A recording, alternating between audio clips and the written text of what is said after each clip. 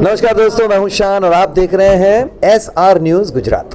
4 साल का लंबा संघर्ष, एक बेटी के आंसू और आखिरकार मिला इंसाफ। अहमदाबाद से इस वक्त एक महत्वपूर्ण खबर सामने आ रही है। 4 वर्षों तक चली लंबी कानूनी लड़ाई के बाद अहमदाबाद की डिस्ट्रिक्ट एंड सेशंस कोर्ट ने नाबालिग बच्ची से दुष्कर्म के मामले में आरोपी को दोषी करार देते हुए 20 वर्ष के कठोर कारावास की सजा सुनाई है।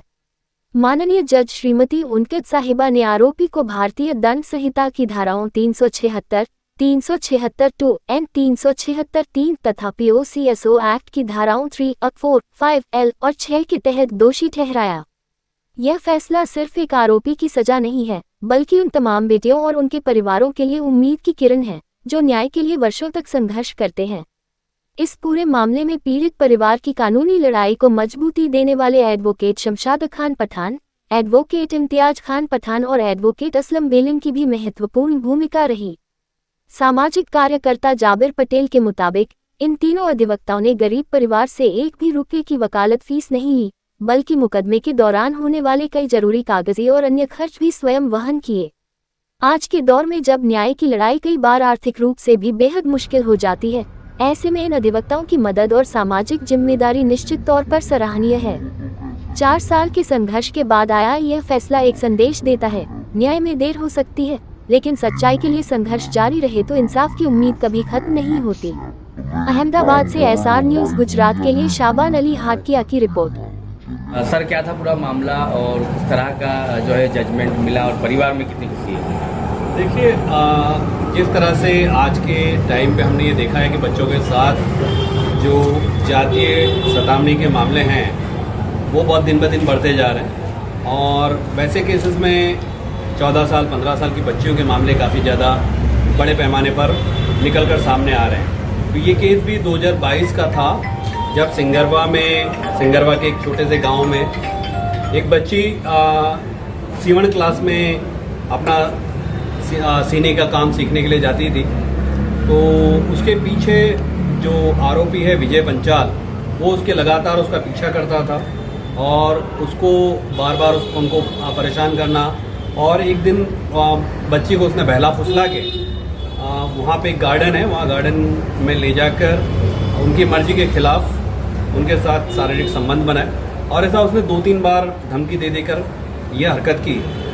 फिर घर के लोगों को पता चला और उन्होंने उस चीज़ को मना किया, रोका, और फिर उसके अत्याचार से लोगों ने वहाँ का गांव को भी छोड़ दिया। गांव को छोड़कर वो अहमदाबाद शहर के इलाके में रहने चले आए। वहाँ पर भी आकर उसने अपनी हरकतें चालू रखी और बच्ची को परेशान करने का चालू रखा।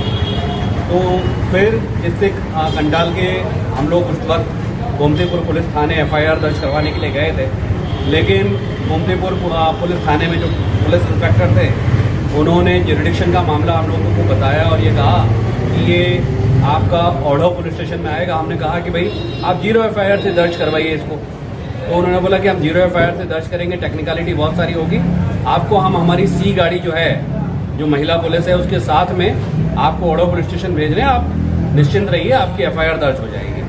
उसके बाद ओढ़ो पुलिस स्टेशन ने बहुत हमको मदद की, FIR दर्ज की और बाद में आरोपी की गिरफ्तारी की।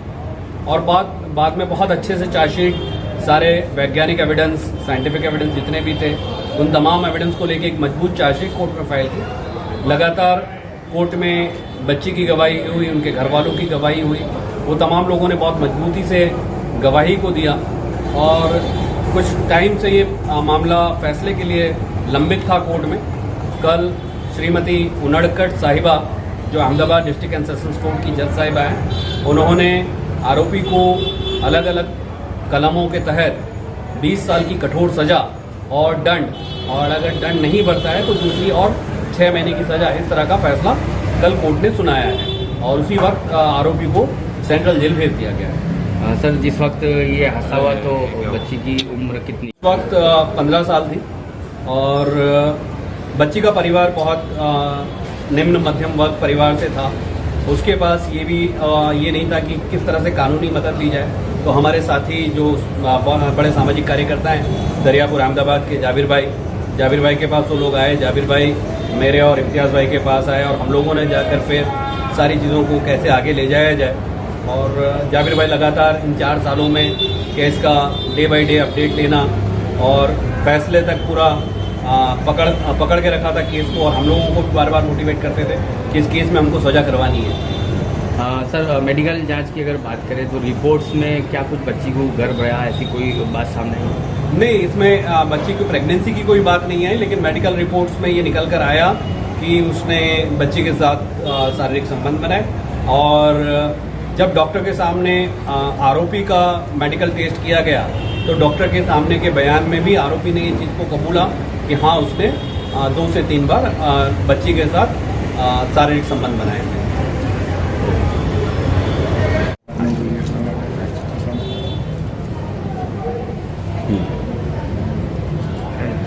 सर, आरोपी का क्या कोई गुनाही इतिहास रहा होगा, और ऐसे मामलों में प्रशासन कड़ा रूप इख्तियार करती है, कोर्ट में जजमेंट किस तरह से दी? देखिए, पोक्सो जो है, prevention of crime against sexual assault act, जिसके तहत कोर्ट जो है वो ये नहीं देखती कि इसके पहले के गुनाह हैं या नहीं। कोर्ट ये देखती है कि बच्चे के साथ, चाहे वो लड़का हो या लड़की हो, अगर कोई यौन उत्पीड़न हुआ है, उसके साथ दूसरी तरह से की कोई घटना हुई है, तो वैसे तमाम क्राइम को कोर्ट्स बहुत सख्ती से देखती है, और कोर्ट ये मानती है कि बच्चे जो हैं वो जो 18 साल से अगर 1 दिन का भी काम है तो वो बच्चा है, और उसकी मानसिक स्थिति इस तरह से तैयार नहीं है कि कोई भी क्राइम को वो झेल सके। तो उस पर जो अगर किस तरह का कोई क्राइम होता है तो उसके मानस पटल पे उसकी जो असर होती है वो लाइफ टाइम तक रहती है, और वो उसके विकास में अवरोध उत्पन्न करती है। इस तरह के ऑब्जर्वेशन कोर्ट ने अपने जजमेंट्स में भी लिखे हैं, और कोर्ट ने ये भी लिखा है कि ये बच्ची जिसको अपना घर छोड़ना पड़ा है, उसके रिहैबिलिटेशन के लिए भी सरकार को सोचना चाहिए और उस तरफ कदम आगे बढ़ाने चाहिए। दूसरा ये है कि 2012 का ये कानून है, लेकिन बतौर वकील अगर मुझसे पूछा जाए तो मैं ये मानता हूँ कि कानून से ज़्यादा हमको समाज में लोगों को सेंसिटाइज करने की ज़रूरत है इस तरह के क्राइम्स के लिए, क्योंकि कानून होने के बावजूद, सजाएं होने के बावजूद दिन ब दिन गुजरात में और भारत के अलग अलग राज्यों में पोक्सो के बच्चों के साथ होने वाली यौन हिंसा के मामले बढ़े हैं कम होने की जगह। तो ये काफ़ी चिंताजनक है, क्योंकि अगर हो सकता है कि आने वाले 2, 4, 6 महीने, साल, 2 साल में एक मूवमेंट हो कि भाई इस तरह की हिंसाएं बहुत हो रही बच्चों के साथ, हमारी पार्लियामेंट क्या करेगी, एक और कानून बना देगी 20 साल की सजा को 40 साल कर दो। लेकिन क्या उससे गुनाह रुक रहे हैं? तो मैंने तो नहीं देखा है कि कानून से कभी गुनाह रुकते हैं। समाज को सेंसिटाइज होने की ज़रूरत है, सरकारों को सेंसिटाइज होने की ज़रूरत है, और लोगों को इसके ऊपर ज़्यादा अवेयर करने की ज़रूरत है। आपका नाम और क्या मामला था, आप तक ये मामला कैसे पहुंचा, किस तरह से इस मामले को आपने जो है कोर्ट के द्वार तक पहुंचाया? मेरा नाम जाबिर पटेल है, मैं दरियापुर का रहने वाला हूँ। मेरे एक दोस्त है, तो मेरे दोस्त मेरे पास आए और उन्होंने बताया कि भाई मेरे एक दोस्त की भांजी के साथ ऐसा ऐसा हुआ है और वो बहुत परेशान है, उनको समझ में नहीं आ रहा कि अब क्या किया जाए। तो मैं उनसे मिला, मैंने उनकी परेशानी समझी। परेशानी समझने के बाद मैं लड़की से मिला, लड़की से पूरी मैंने पूछताछ की। मुझे लगा कि हाँ बिल्कुल ये सच्ची एक हकीकत है और ये लोग काफ़ी परेशान हैं। इतने परेशान थे कि वो उनका खुद का घर छोड़ के ने यहाँ अहमदाबाद शहर में रहने आ गए। तो उनकी परेशानी को देखते हुए शमशाद भाई और इम्तियाज़ भाई, इनसे मैंने मुलाकात की और इनको बताया कि भाई ये केस आपको लड़ना है। उन्होंने देखा, मामले की गंभीरता को देख के उन्होंने ये केस लड़ा, और उन्होंने ये केस लड़ने के 1 रुपया भी मेरे पास से न लिया न उनसे लिया। टोटली जो खर्चा होता था वो भी शमशाद भाई और इम्तियाज़ भाई ने खुद ने किया है। जो साहित्य का वगैरह का सब खर्चा इन्होंने खुद ने किया है। बगैर पैसे उन्होंने ये केस लड़ा और एक बच्ची को न्याय दिलाया। फ़ख्र है हमें शमशाद भाई और इम्तियाज़ भाई जैसे एडवोकेट पर, जो बगैर फी लिए केस लड़ते हैं और लोगों को इंसाफ दिलाते हैं। ठीक है, और उन लोगों को चेतावनी देना चाहता हूँ जो छोटी भोली भाली लड़कियों को हवस का शिकार बनाते हैं, उनको ये याद रखना चाहिए आज के ज़माने में शमशाद भाई और इम्तियाज भाई जैसे वकील मौजूद हैं। तो ये एक जो जजमेंट आया है 20 साल की सजा हुई है, ये बहुत अच्छा चुकादा है। जो हवस खोल लोगे, ठीक है, वो ऐसे चुकादे आएंगे तो वो लोग डरेंगे, कभी किसी बच्ची का शिकार नहीं करेंगे। हमारी चैनलों के माध्यम से लोगों को कुछ अपील करना चाहेंगे, क्योंकि कई ऐसी जो है लोग हैं जिनकी आवाज़ें दबी हैं, डर के मारे बाहर नहीं आ रहे। इस केस को देखकर लोगों में भी मोटिवेट आएगा और वो लोग बाहर आएंगे, आप जैसे लोगों का कांटेक्ट कर पाएँ। मैं इसके बारे में कहना चाहूँगा कि जो भी लोग इस चीज़ के शिकार हुए हैं, उन लोगों को खुलकर सामने आना चाहिए। और अगर वो खुलकर सामने नहीं आ सकते, तो जैसे कि मैं हमारे केस की बात करूं, हमने कभी भी किसी की प्राइवेसी को जाहिर नहीं किया है। प्राइवेसी रही, किसी को मालूम नहीं कौन सी लड़की है, ठीक है, उसके घर वाले कौन है, लेकिन केस तो करना पड़ेगा।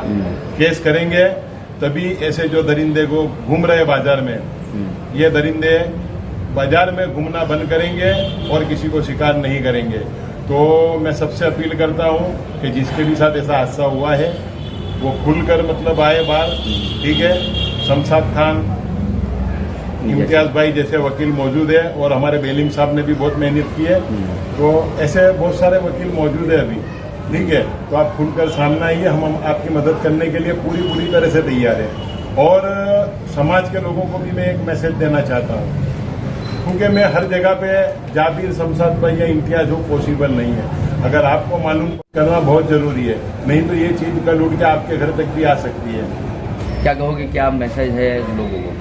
मैं सोसाइटी को यही मैसेज करना चाहूँगा कि हम जो सोसाइटी के लोग हैं जो इज्जत के बारे में ज़्यादा सोचते हैं और जैसे छेड़ती के केस होते बच्चों के साथ, तो वो लोग छेड़ती के केस के अंदर वो बच्ची की इज्जत जाए या हमारे घर की हमारे परिवार की इज्जत जाए, वो हिसाब से वो लोग फरियाद नहीं करते हैं और इसका नुकसान उन्हें बहुत बड़ा होता है। तो मैं सोसाइटी को, समाज को यही कहना चाहता हूँ कि अगर तुम्हारे साथ छेड़ती होती है, बच्ची के साथ छेड़ती होती है, या किसी भी समाज या किसी भी धर्म की छोकरी के साथ अगर ये छेड़ती होती है, तो उनके पुलिस की मदद लेनी चाहिए, FIR करानी चाहिए। वकील जैसे जो भी आपके करीब में वकील हो, अच्छे वकील हो, उनसे आप कॉन्टेक्ट करना चाहिए और सामने फरियाद करनी चाहिए, ताकि इस तरह के जो गुनाह होते हैं वो अटक सके समाज में। जैसे मेरी सिस्टर को ने उनको लेके मेरे घर ले आया और गांव छोड़ दिया। हम लोगों ने बहुत रिक्वेस्ट करी कि भाई ये ख़त्म हो जाए, लेकिन हम लोग बहुत परेशान हो गए, भांजी को लेके भी इधर आ गए। फिर ऐसे में मेरे दोस्त से बात करी, मेरे दोस्त ने शमशाद भाई, इम्तियाज भाई से जाबिर भाई से मिलाया और जाबिर भाई ने शमशाद भाई ने इम्तियाज खान से मिला के ये पूरा मामला सॉर्ट अप किया और इनसे मेरे को यानी राहत मिली। कि हमको बहुत परेशान कर दिया था, यहाँ तक कि आ गया था कि मेरी सिस्टर और मेरी भांजी आत्महत्या करने पे आ गए थे। अच्छा। लेकिन शमशाद भाई ने उन लोगों ने इतना प्रताड़ित किया था, इन्होंने मोटिवेट किया, हमको संभाला इन्होंने और ये न्याय दिलाया। तो कोई भी हो, मतलब ऐसा कुछ है तो खुल के बाहर आए, इन दरिंदों को सजा मिलाना जरूरी है। नमस्कार, मैं हूं रवि दुबे और आप देख रहे हैं SR news Gujarat. Like, subscribe and share. अगर आपको हमारी बताई गई खबरें अच्छी लगे तो उसे लाइक करें, शेयर करें और सब्सक्राइब करें। और हाँ, अगर आप हमसे जुड़े रहना चाहते हैं तो हमारी SR न्यूज़ गुजरात चैनल को सब्सक्राइब करें और बेल आइकन दबाना न भूलें, ताकि हम सदा आपसे जुड़े रहें और आप तक नई खबरें पहुंचाते रहें।